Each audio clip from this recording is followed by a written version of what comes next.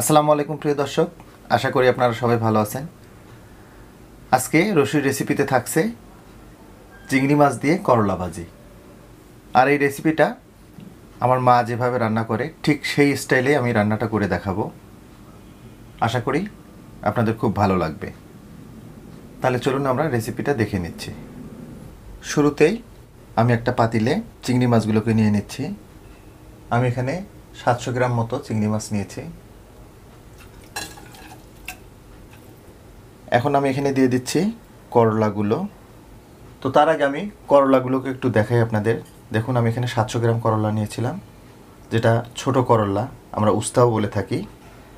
এগুলোকে আমি বিচি ফেলে দেন খুব সুন্দর করে স্লাইস করে নিয়েছি। দেখুন, সবগুলো একই স্টাইলেই। তো আমি এটা দিয়ে দিচ্ছি। দিচ্ছি 1 কাপ পেঁয়াজ কুচানো, আর 10টা কাঁচামরিচ আমি এভাবে ফালি করে নিয়েছি, এটা দিয়ে দিচ্ছি। দিচ্ছি পরিমাণ মতো লবণ। দিচ্ছি 1 চা চামচ হলুদের গুঁড়ো। হলুদের গুঁড়োটা আমরা জাস্ট মাছের জন্য দিলাম। করলা ভাজিতে আপনারা জানেন হলুদ না দিলেও চলে। দিচ্ছি 1/2 চা চামচ জিরার গুঁড়া, 1/2 চা চামচ ধনিয়ার গুঁড়া। 100 ml মতো তেল দিয়ে দিব। করলা ভাজিতে তেলটা একটু বেশি লাগে, আপনারা জানেন। এখন হাত দিয়ে খুব ভালো করে মেখে নিব। বাস, খুব ভালোভাবে মাখিয়ে নিলাম। এখন আমি এখানে 1 কাপ মতো পানি দিয়ে দিব। বাস, আমি এখন ঢাকনাটা লাগিয়ে দিব। মিডিয়াম হিটে স্ট্রেট আমরা 10 মিনিট রান্না করে নেব। 10 মিনিট পরে আমি ফিরলাম।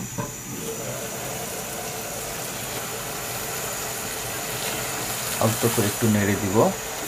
করলাটা কিন্তু অলমোস্ট সিদ্ধ হয়ে গেছে প্রায়। যে পানিটুকু আছে এতে কিন্তু করলাটা ভালোভাবে সিদ্ধ হয়ে যাবে এবং রান্নাটা আমাদের কমপ্লিট হয়ে যাবে। তো আমি আবার ঢাকনাটা লাগিয়ে দিব। আর এই পর্যায়ে চুলার তাপটাকে মিডিয়াম লো করে দিব। মিডিয়াম লো হিটে আমি রান্নাটা আরও 5 মিনিট করে নিলাম। এবার দেখুন ফাইনাল অবস্থা। দেখুন পানিটা কিন্তু শুকিয়ে গেছে, দেখুন, আর তেলটা ছেড়ে দিয়েছে। দ্যাট মিনস আমাদের রান্নাটা কিন্তু কমপ্লিট। একটু দেখাই আপনাদের কেমন হলো।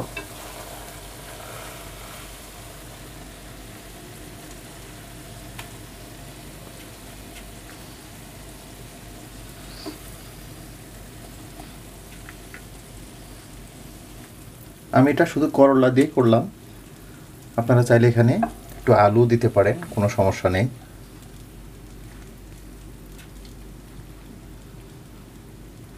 এবার দেখুন ফাইনাল লুকটা, একদম অস্থির একটা লুক। তো যাই হোক, আশা করব আমার এই চিংড়ি মাছের রেসিপিটা আপনাদের একটু হলেও ভালো লাগবে। আর যদি আমার রেসিপিটা আপনাদের একটু হলেও ভালো লাগে তাহলে রিকোয়েস্ট করব লাইক, শেয়ার এবং কমেন্ট করার জন্য। আর যদি আপনি আমার চ্যানেলে নতুন হয়ে থাকেন তাহলে রিকোয়েস্ট থাকলো আমার চ্যানেলটাকে সাবস্ক্রাইব করার জন্য। আর যারা অলরেডি আমাকে সাবস্ক্রাইব করে রেখেছেন তাদেরকে অসংখ্য অসংখ্য ধন্যবাদ। তো প্রিয় দর্শক, আজকে এই পর্যন্তই। আবার নতুন কোনো রেসিপি নিয়ে আপনাদের সামনে হাজির হব। সেই পর্যন্ত সবাই ভালো থাকবেন, সুস্থ থাকবেন, নিরাপদ থাকবেন। আল্লাহ হাফেজ।